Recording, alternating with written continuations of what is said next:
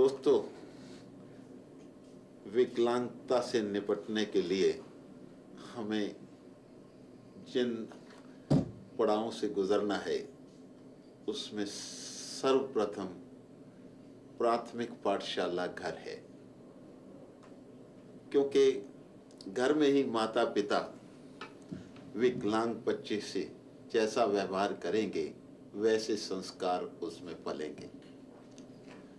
लेकिन यहाँ सामान्य बच्चों और विकलांग बच्चों में एक तुलनात्मक विश्लेषण की आवश्यकता है, और उस विश्लेषण के अंतर्गत मेरा अपना अनुभव है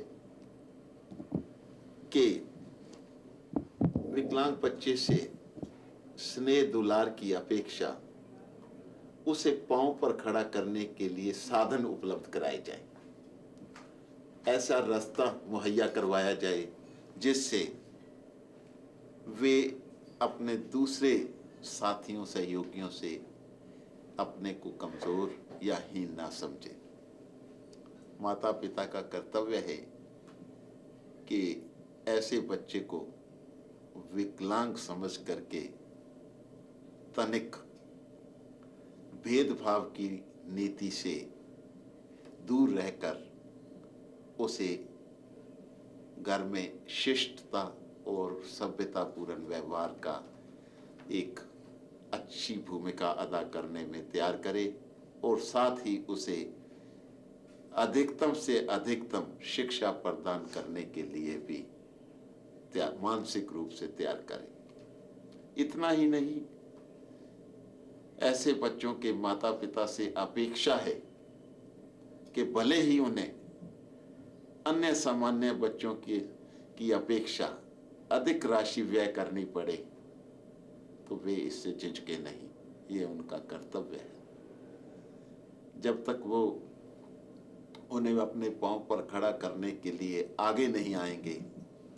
एक अनजान बच्चे से आप क्या अपेक्षा कर सकते हैं। ऐसे विद्यालयों में दाखिल कराया जाए जहां उनका आना जाना संभव हो और जहां अच्छी शिक्षा प्रदान की जाए। स्वास्थ्य की देखरेख तो करनी ही चाहिए, इसमें कोई शक नहीं। विकलांग बच्चे का उपचार भी करवाया जाना चाहिए, चाहे वो टांग का है, बाजू का है या किसी और शरीर के अंग का है। लेकिन उसके साथ साथ ही ये सोच करके कि वे जीवन का एक अभिन्न अंग नहीं बन सकता और समाज के लिए सदुपयोगी नहीं हो सकता, या माता पिता के लिए सेवा का एक महत्वपूर्ण हिस्सा नहीं बन सकता, उनको कभी भी इग्नोर नहीं किया जाना चाहिए। अपेक्षा है कि ऐसे बच्चों को अधिकतम शिक्षा दिलवाने के लिए उनके विद्यालयों में, पाठशालाओं में ऐसी व्यवस्था की जाए कि वे यदि वहाँ बेंचों पर बैठते हैं तो उनके बैठने की सहज सुविधा उपलब्ध हो। नीचे अगर बैठ सकने की क्षमता नहीं तो उनके लिए विशेष व्यवस्था करवाई जाए, और अध्यापकों तथा अन्य शिक्षक वर्गों से ये कहा जाए कि वे इनसे सामान्य व्यक्तियों के साथ ही उनके समान ही व्यवहार करें। ऐसा करने से ये संभव हो जाता है कि उन बच्चों में हीन भावना पैदा नहीं होती और वे शिक्षा अर्जित करने में अधिक दिलचस्पी ले सकते हैं। मेरा अपना अनुभव है कि यदि स्कूल, कॉलेज, विश्वविद्यालय या किसी संस्थान में ऐसा बच्चा पढ़ता है और वो आम बच्चों के साथ मिल करके सारी शिक्षा ग्रहण करता है और उनकी अन्य गतिविधियों में भी सक्रिय भाग लेता है, तो कोई ऐसा अपेक्षा नहीं कि वे उनसे पीछे रह जाएं, बल्कि परिस्थितियां यहाँ तक बदल जाती हैं कि सामान्य बच्चे और सामान्य शिक्षक वर्ग भी उनके सम्मान में जुट जाता है। मेरे साथ ऐसा ही हुआ है।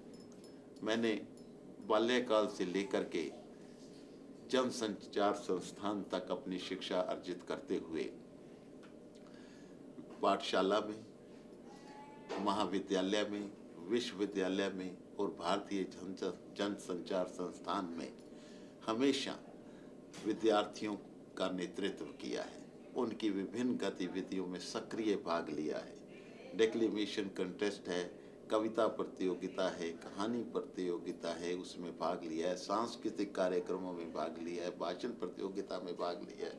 परिणाम ये हो जाता है कि सामान्य बच्चे दिल से ऐसे बच्चों का सम्मान करने लगते हैं, प्यार करने लगते हैं और वह सहयोग और सहायता की भावना के लिए उमड़ जाते हैं। यकीन मानिए कि जब मैं इन विद्यालयों में पढ़ा करता था तो मुझे नहीं मालूम होता था कि मेरी पुस्तकें कौन उठा रहा है और मेरे लिए रिक्शा कौन ला रहा है। मुझे कभी भी अपनी पुस्तक उठाने में या मेरी रिक्शा लाने में कभी किसी को कहना नहीं पड़ा। समय प्रारंभ हुआ तो घर से ही वो स्कूल या कॉलेज के लिए ले जाएंगे और जब समय ख़त्म हुआ तो वो स्वयं ही रिक्शा की व्यवस्था करके घर तक छोड़ जाएंगे। ऐसी स्थिति पैदा करने के लिए माता पिता के सहयोग की बहुत आवश्यकता है। उनकी मानसिक परिवर्तन की आवश्यकता है कि वे शोक संतप्त होकर ऐसा न घुल जाएं कि अब क्या होगा। ये एक बहुत बड़ा प्रश्न चिन्ह है। अगर वो अब क्या होगा की स्थिति को लेकर चलेंगे तो वो अपने बच्चे का लालन पालन तो क्या शिक्षा दीक्षा प्रदान नहीं कर सकते और ऐसे बच्चे को समाज का अभिन्न अंग नहीं बना सकते। इसके साथ ही जरूरी है कि हम अच्छे अच्छे उदाहरण और मिसालें बच्चों में पैदा करें, उनके समक्ष प्रस्तुत करें ताकि उनमें उत्साह अर्जित हो और वे जीवन की संघर्षों कठिनाइयों से पाला लेने के लिए स्वयं को तैयार कर सके। मुझे याद है कि जब मैं केवल मात्र रेंग सकता था तो मेरे पिता मुझे ये कहा करते थे कि बेटा ज़मीन पर मत बैठो, ज़मीन पर नीचे बैठने से नीच विचार आते हैं। मुझे बड़ा साहस मिला। मैंने सोचा नीच विचार भी कोई चीज़ है और ऊंचे विचार भी कोई चीज़ है और परिणाम ये हुआ कि मैंने अपने आप को ऊंचे आदर्शों में डालने की कोशिश की। तभी मुझे मॉरिस गायर जो भारत के प्रथम न्यायाधीश हैं, वो बाजुओं से विकलांग थे, उनकी मिसाल मेरे सामने आई और उसी तरह अमेरिका के राष्ट्रपति रूजवेल्ट जो विकलांग थे उनकी मिसाल मेरे सामने आई। हेलन कीलर जो दृष्टिहीन मूक बधिर होकर भी अंतर्राष्ट्रीय स्तर की कवित्री बनी। लुइस ब्रेल जिन्होंने दृष्टिहीनों को ब्रेल लिपि से दृष्टि दी। उनके उदाहरण जब मेरे समक्ष आए तो मैंने सोचा कि मैं भी सामान्य क्या ऐसे महान व्यक्तियों में से एक बनने के लिए अपना पुरजोर प्रयास करूंगा। ये एक आत्म प्रेरणा है।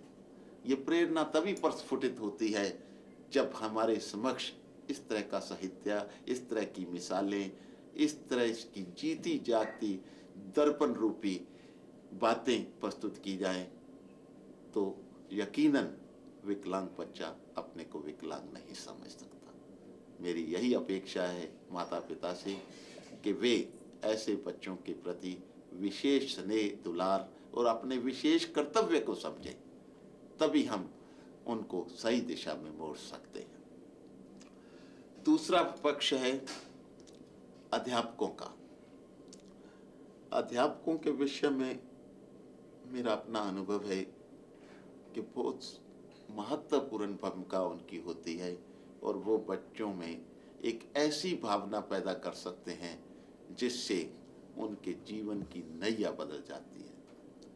मुझे याद है जब मैं 10वीं कक्षा में पढ़ा करता था, रिक्शा में अम्बाला के सनातन धर्म स्कूल में जाता था, तो जो मेरे वहाँ के मुख्य अध्यापक थे श्री कृति लाल जैन, उन्होंने कहा बेटा तो 8 बजे विद्यालय प्रारंभ होता है, आपको 7 बजे आना होगा। मैं कांपा कि ये सजा मुझे क्यों दी जा रही है, लेकिन अगले ही क्षण मुझे पता लगा कि ये सजा नहीं, ये मेरे लिए एक वरदान है साबित हो रहा है, अभिशाप नहीं।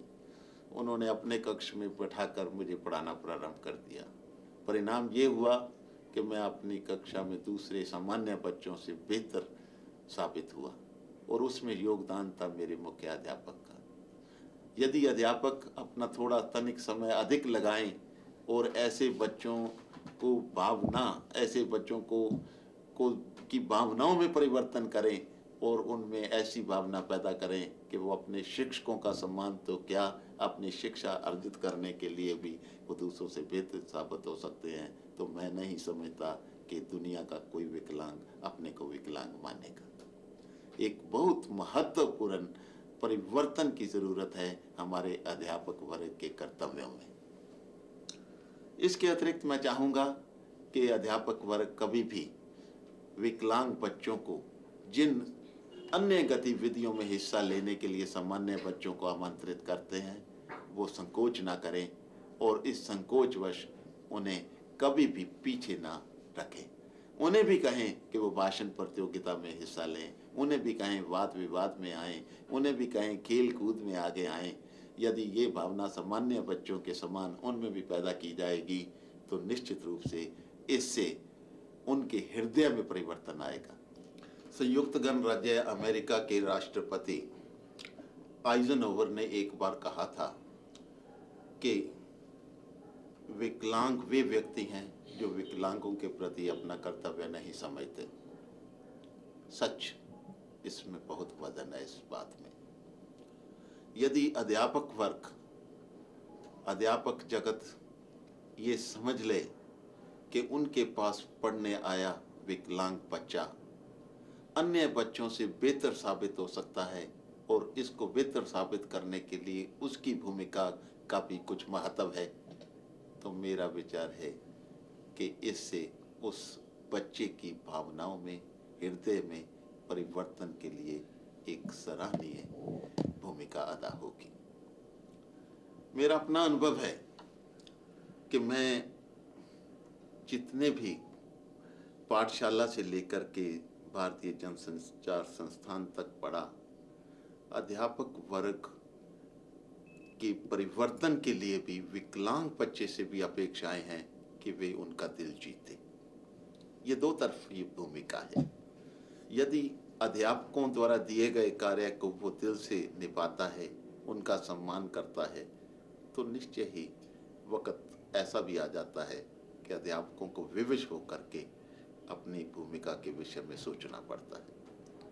इसलिए ऐसे बच्चों से भी अपेक्षा है कि वे अपना भविष्य संवारने के लिए, अपने आप को बेहतर बनाने के लिए, प्रगति करने के लिए और जीवन की इस होड़ में पीछे न रहने के लिए वे भी अपनी मानसिकता में परिवर्तन लाएं और अपने को सामान्य बच्चों से कम न समझें और अपने से बड़ों का आदर करें और विशेष करके शिक्षकों द्वारा दी गई शिक्षा और दीक्षा का मन से उसका पालन करें।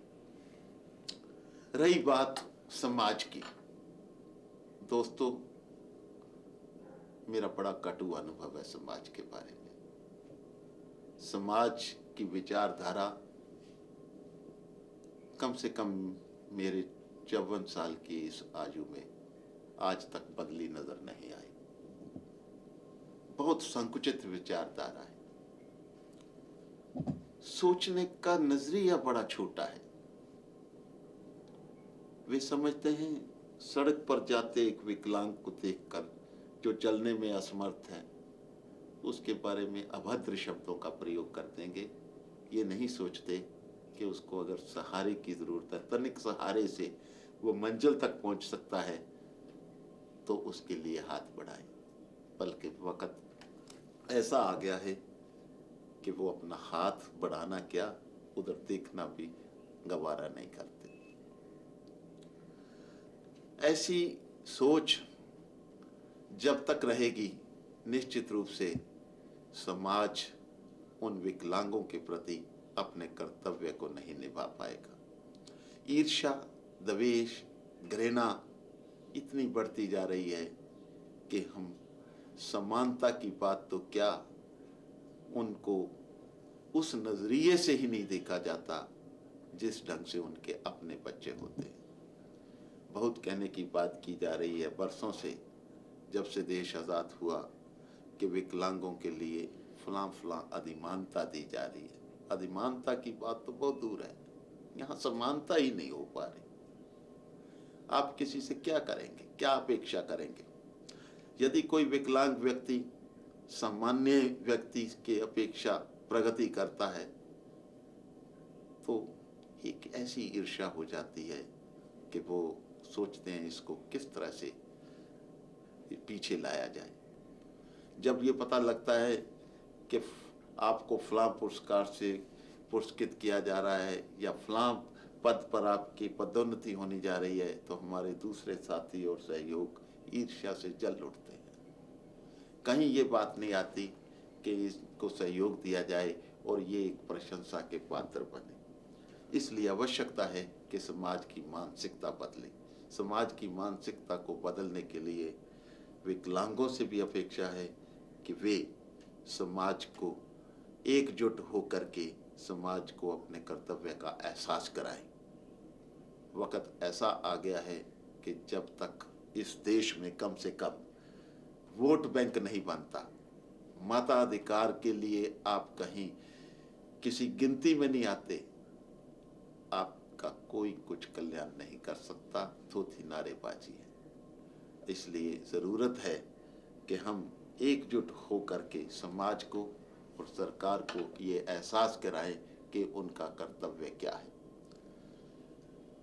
विकलांग बच्चों को भी अपेक्षा है कि वे शिष्टता से, सभ्यता से, शिक्षा से, अपनी कला से, वे जिस भी क्षेत्र में हैं अपनी मंजिल तक पहुंच करके अपनी विद्वता से, अपनी प्रतिभा से एक ऐसी मिसाल पैदा करें कि समाज के सामान्य कहे जाने वाले लोग खुद शर्मिंदा हो करके, कुछ लज्जित हो करके, खुद आंखें नीचे करके उनके पास सहयोग के लिए आए। भले ही उस वक्त सहयोग की उन्हें ज़रूरत ना भी हो, लेकिन एक बात याद रखिए कि इस संसार में ना ये तुम समझो, ना ये समझो कि तुम सबसे छोटे हो और ना ये सोचो कि तुम सबसे बड़े हो। सहारा बन के देखो किसी का, सहारे पर तुम किसी के खड़े हो।